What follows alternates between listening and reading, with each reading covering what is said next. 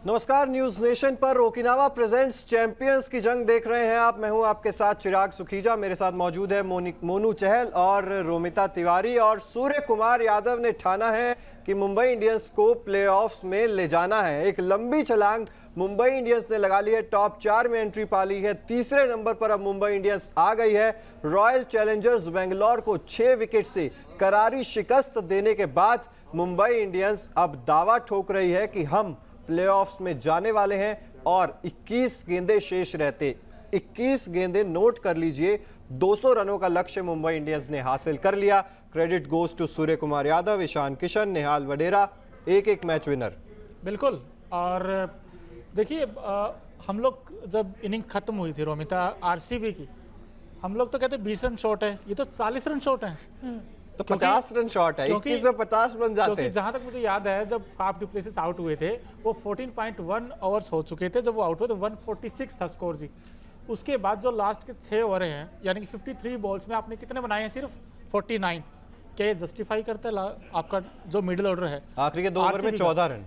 14 run तो कैसे? तो मतलब ये चौकर्स एक बार फिर से नजर आई है आरसीबी की टीम। जिस तरीके से हम कह रहे थे कि फाफ और मैक्सवेल, वो एक मुकाबला जब था, जब जिताते रह गए थे चेन्नई सुपर किंग्स के खिलाफ, फाफ और मैक्सवेल के आउट होते ही पारी लड़खड़ा जाती है। और आज के दिन भी ऐसा ही कुछ देखने को मिला। ये स्कोर 230-240 के आसपास का होना चाहिए था। मुंबई ने ये बल्लेबाजी करके दिखाई है। एकमात्र परेशानी जो मुंबई इंडियंस की अभी भी बनी हुई है, रोहित शर्मा। रोमिता जी, क्या कहेंगे इनके बारे में? मुझे लगता है लगातार 4 मैचेस हो चुके हैं कि 2, 3, 7 इससे आगे नहीं बढ़ पा रहे हैं रोहित शर्मा। और ये बेहद चिंता करने वाली बात है कि अगर कैप्टन की फॉर्म लगातार इस तरह से, आपके लिए एक दिन खराब हो सकता है, एक मैच जो है वो एक हफ्ता खराब हो सकता है, लेकिन एक महीना ही खराब चला गया। हर मैच जो है उसमें लगभग कुछ इसी तरह का प्रदर्शन रोहित शर्मा का देखने के लिए मिल रहा है। इसलिए सोचने की जरूरत है, क्योंकि कैप्टन भी है, आगे और भी मैचेस खेलने हैं, इंडिया के लिए भी खेलना है।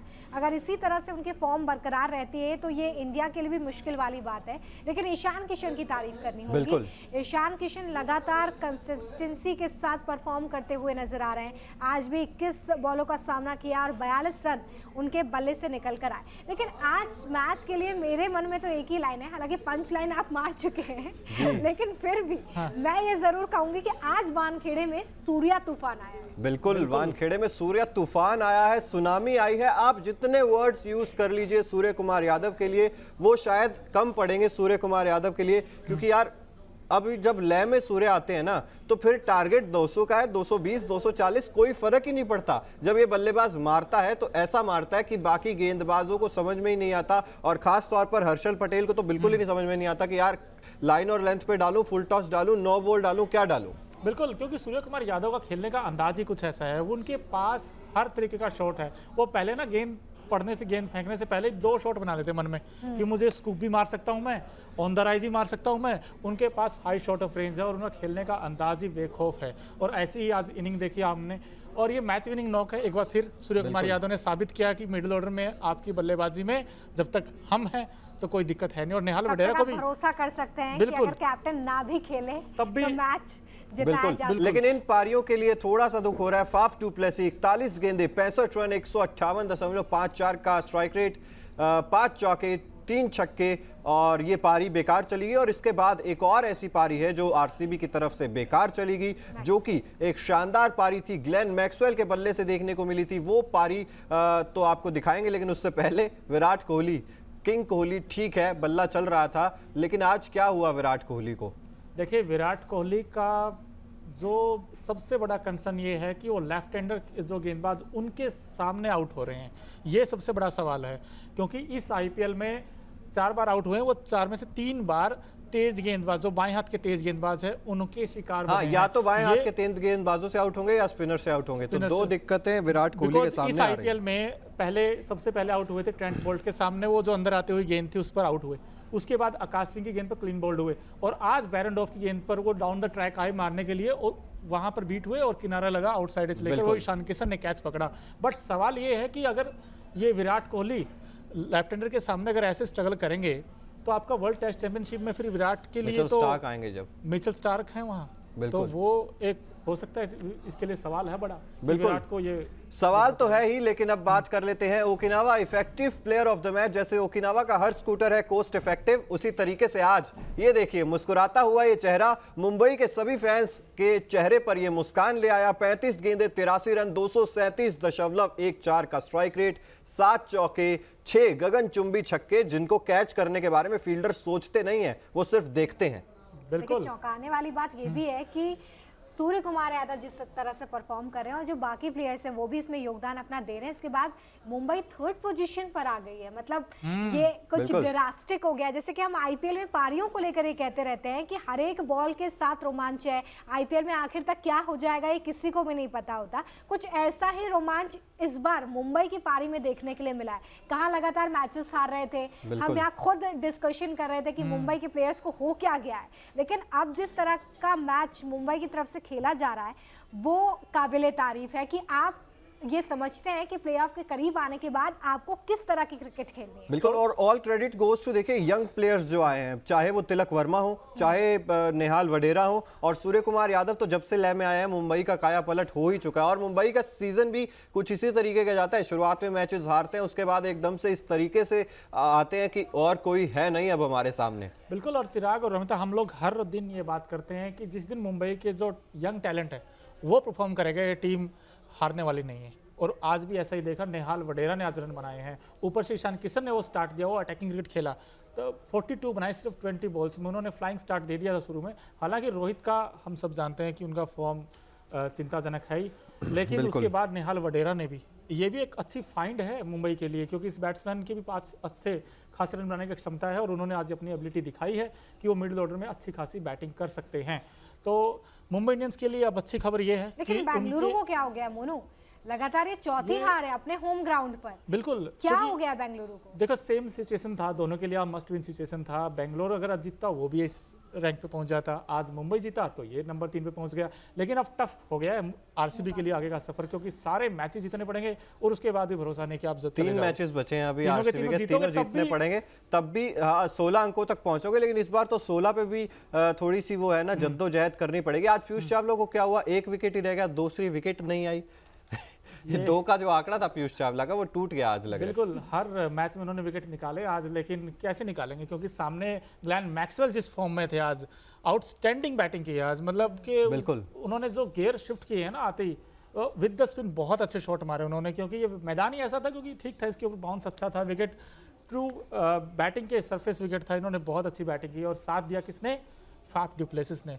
फाफ डुप्लेसिस ने भी ये माना है कि ऑरेंज कैप पर मेरा ही कब्जा है, वो ऑरेंज कैप नहीं छोड़ रहे हैं, सबसे highest orange cap, purple cap, सारी कैप्स आरसीबी ले जाती है, लेकिन जब ट्रॉफी की बात आती है तब आरसीबी को पता नहीं क्या हो जाता है। फिलहाल कुमार कार्तिकेय की बात करें, 4 ओवर 35 रन, ये अच्छी गेंदबाजी है इस विकेट पर, जहां पर 200 रन बने हो आरसीबी की तरफ से। एक विकेट भी इन्होंने चटकाया। और मुंबई इंडियंस की देखिए बात करें तो इस सीजन 215 चेस कर लिए पंजाब के खिलाफ, 213 चेस कर लिए राजस्थान के खिलाफ, और अब 200 चेस कर लिए आरसीबी के खिलाफ।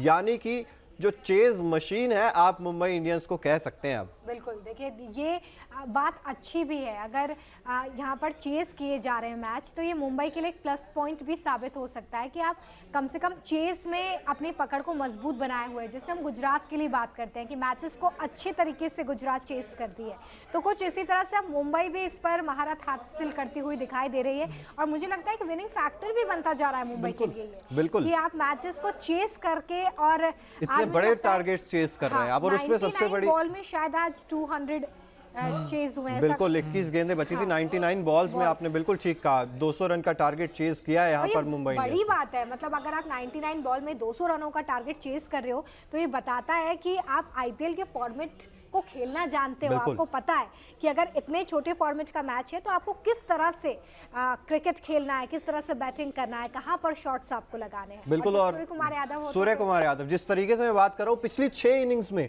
4 अर्धशतक लगा चुके हैं सूर्य कुमार यादव, और यहीं से लिखी जा रही है मुंबई इंडियंस के सफलता की कहानी। Surya Kumar Yadav, sky is the limit, mister 360, आप कितना ही कुछ कह लीजिए इन्हें, अगर इसी तरीके से खेलते रहे तो छठा टाइटल ज्यादा दूर नहीं है मोनू। बिल्कुल, उम्मीद तो यही है, क्योंकि सूर्य कुमार यादव के पास सही फॉर्मूला है T20 खेलने का, क्योंकि इस बैट्समैन के पास सब कुछ है।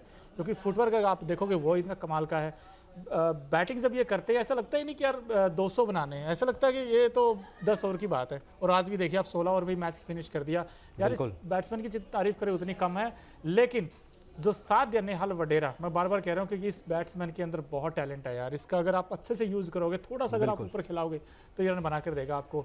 और अगर इस टीम के पास सबसे अच्छी बात यह कि आज जेसन बेरेंडोफ को मौका दिया और उन्होंने 3 विकेट निकाले आज, वो भी एक्स फैक्टर साबित हुए इस टीम के लिए। बिल्कुल तो अच्छा लगता है जब इस तरीके से परफॉर्म करती है। देखिए 1-2 प्लेयर्स के परफॉर्म करने से आप मैचेस जीत सकते हो रोमिता।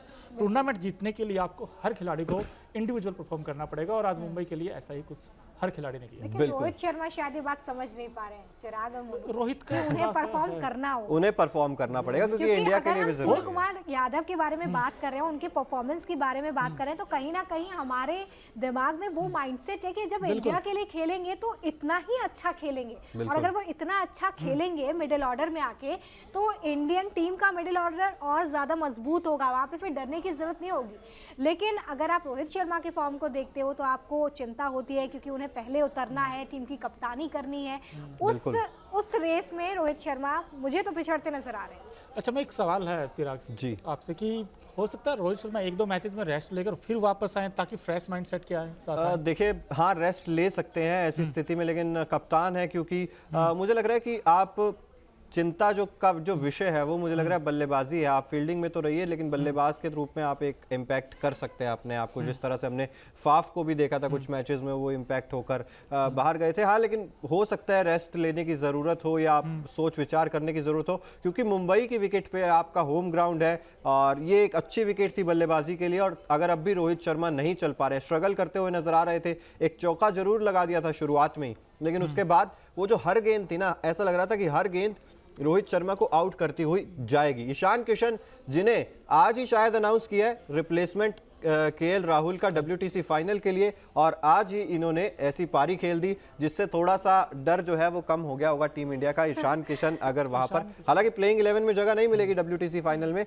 लेकिन आपके पास बैकअप ऑप्शंस भी अच्छे हैं। फिलहाल Okinawa colourful movement of the match पर नजर डाल लेते हैं, क्योंकि ओकिनावा का हर स्कूटर आपको भीड़ में भी कलरफुल दिखाता है। उसी तरीके से आज के ये कुछ कलरफुल मूवमेंट्स है। हसरंगा एक ही ओवर में 2 विकेट, ईशान किशन, रोहित शर्मा, कितना बड़ा वो मूवमेंट था वनिंदु हसरंगा के लिए भी। ईशान किशन की ये पारी और उसके अलावा आप देखेंगे हसरंगा का ये विकेट तो है ही, और इसके अलावा भी अगर आप देखेंगे तो ग्लेन मैक्सवेल, ये वो पारी, ये कुछ कलरफुल मोमेंट्स आज के मैच के ओकिनावा की तरफ से आप देख रहे हैं। और जैसे कि आप ओकिनावा का हर स्कूटर आपको भीड़ में कलरफुल दिखाता है, उसी तरीके से आज ये कुछ कलरफुल पारियां, कुछ कलरफुल विकेट्स आपको देखने को मिले। क्या कहेंगे रोमिता इनके बारे में?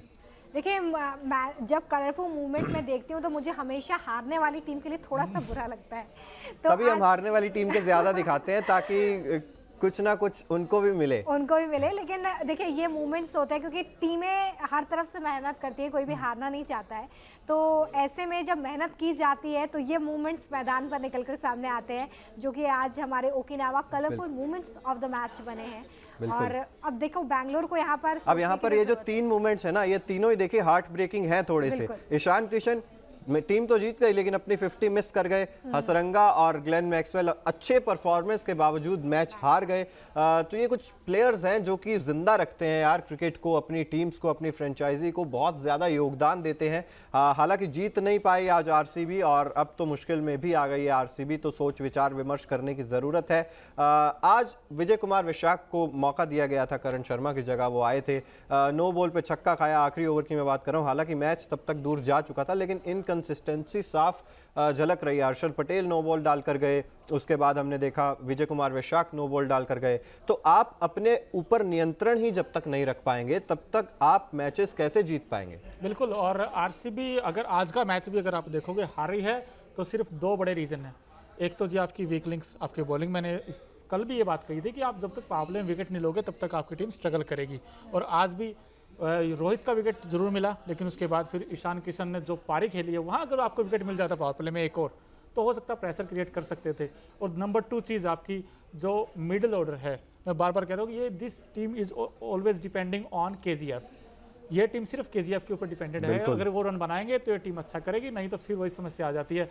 आज भी आपके दिनेश कार्तिक और केदार जाधव, 10 गेंदों पे 12 रन केदार जाधव के, और 15 गेंदों पे 30 रन समथिंग कुछ दिनेश कार्तिक के हैं। 18 पे 30 तो बनाने पड़ेंगे रन आपको अगर इस टूर्नामेंट में बने रहना। हालांकि अब तो टफ हो गया इस टीम के लिए आगे जाना, लेकिन ये दो बड़ी रीज़न हैं आरसीबी के आज हार के।